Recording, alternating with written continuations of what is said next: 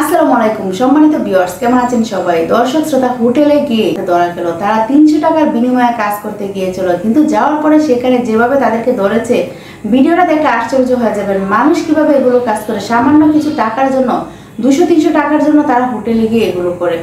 আজকাল তো একটা মেয়ে মানুষ অনেকভাবে টাকা ইনকাম করতে পারে, এগুলো না করে, এগুলোকে ইগনোর করে বা এগুলো স্কিপ করে তারা কিন্তু অন্য একটা কাজ করতে পারে, কিন্তু তারা সেটা না করে তারা হোটেলে যায়। সোজা হিসাব, সোজা কাজ, মানে কোনো ঝামেলাবিহীন এরকমই মনে করে তারা, যে তারা মানে কোনো পরিশ্রম করতে হবে না, কোনো কিছু করতে হবে না, সেখানে গিয়ে তারা মানে টাকাগুলো নিয়ে বের হয়ে যায়। আসলে কি বলবো, বলার কোনো ভাষা নেই আমার।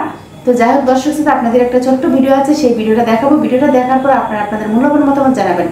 আপনারা যদি আমার চ্যানেলে নতুন দর্শক হয়ে থাকেন অবশ্যই চ্যানেলটা সাবস্ক্রাইব করবেন, আর অলরেডি যারা করে ফেলেছেন আপনাদেরকে অসংখ্য অসংখ্য ধন্যবাদ।